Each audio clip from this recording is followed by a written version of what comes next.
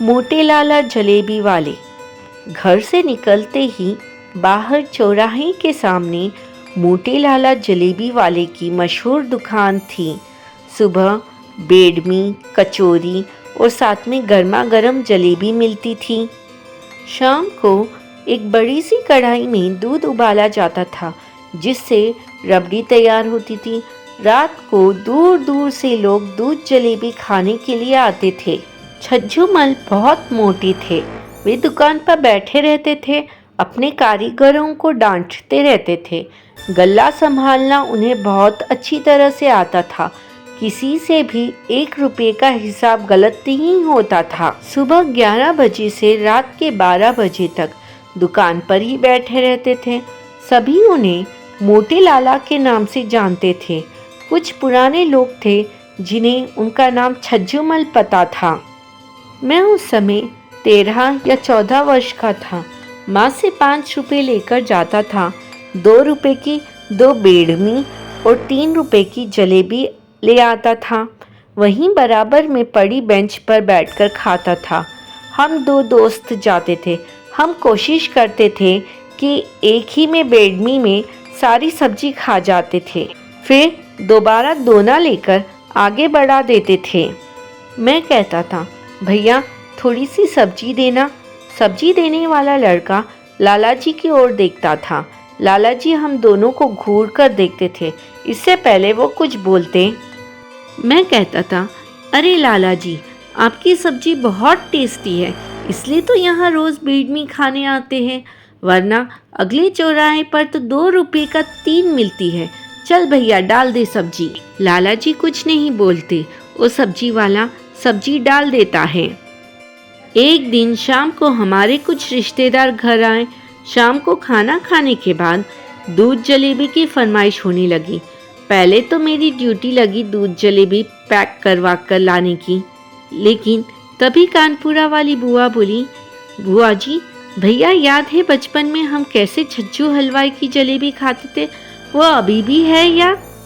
मैं तभी कहता हूँ, बुआ जी, यहाँ कोई छज्जू हलवाई नहीं है, हम तो मोटे लाला की जलेबी खाते हैं। पिताजी, अरे दीदी है छज्जू हलवाई। मुन्ना मोटे लाला का असली नाम छज्जू हलवाई है। पहले वो बहुत पतला था, अपने पिता के साथ केवल दूध जलेबी बेचता था। तभी बुआ जी कहती है, छोड़ो ना भैया, वहीं चलकर खाते हैं। सर्दी का टाइम है, गरम गरम दूध और जलेबी, मज़ा आ जाएगा। हम सब तैयार होकर मोटे लाला की दुकान पर पहुंच जाते हैं।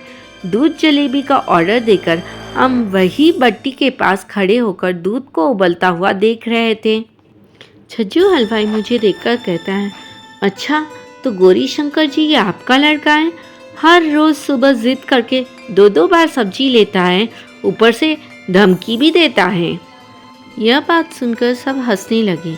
मुझे लगा कहीं ज़मीन में गड़ जाना चाहिए, क्योंकि सबको पता है बेडमी केवल 2 रुपये की आती है। तभी पिताजी कहते हैं, क्यों मुन्ना, ये मैं क्या सुन रहा हूँ? तुम रोज़ बेडमी क्यों खाते हो? ये चीज़ें कभी कभी ठीक रहती है। मैं कहता हूँ, नहीं पिताजी, कभी कभी खाता हूँ। छज्जू हलवाई कहता है तभी, छोड़ो गौरी शंकर जी, बच्चा है, मैं जानता नहीं था कि आपका बेटा है। सभी ज़ोर ज़ोर से हंस रहे थे। मैं गुस्से से मोटे लाला को घूर रहा था। अगले दिन से मैंने उस दुकान पर जाना छोड़ दिया। एक दिन घर वालों के लिए जलेबी लेने गया तो छज्जू हलवाई ने रोक लिया।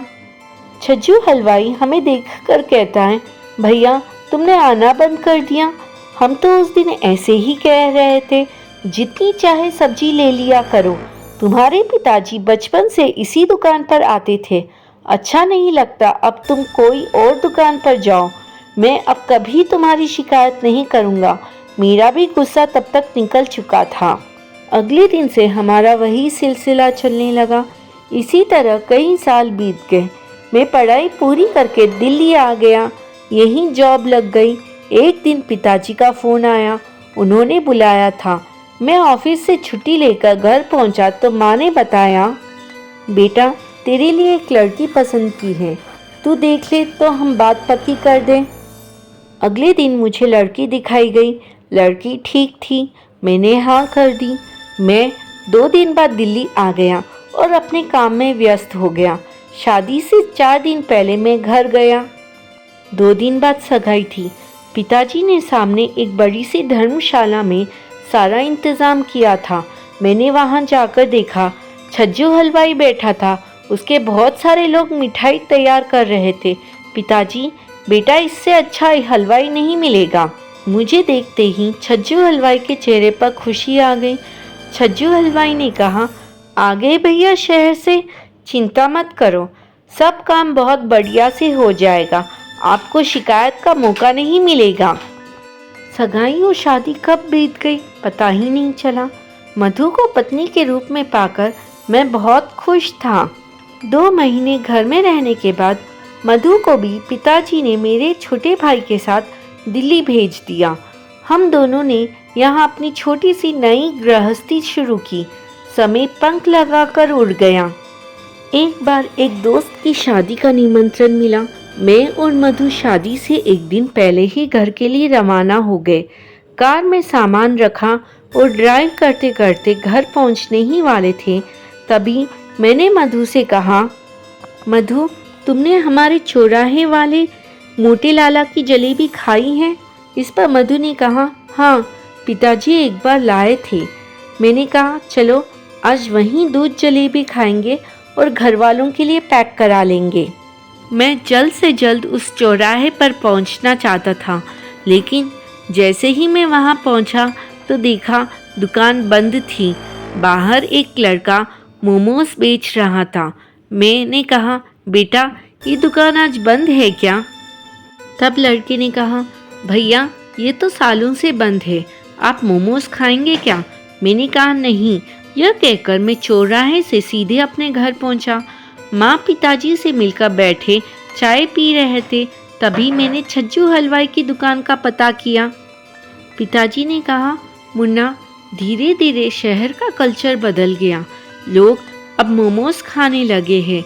छज्जू हलवाई की दुकानदारी कम होने लगी, धीरे धीरे कारीगर कम होने लगे। एक दिन पता लगा छज्जू हलवाई को हार्ट अटैक पड़ा है और उसे अस्पताल ले जा रहे थे। रास्ते में ही ख़त्म हो गया वो। तब से दुकान बंद है। उसका एक ही लड़का था जो शहर में नौकरी करता था।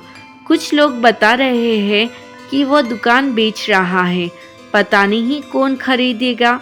यह सब सुनकर एक पल के लिए मेरी आंखें नम हो गई और मैं ये सोचने लग गया कि हम अपने कल्चर से कितना दूर जाते जा रहे हैं।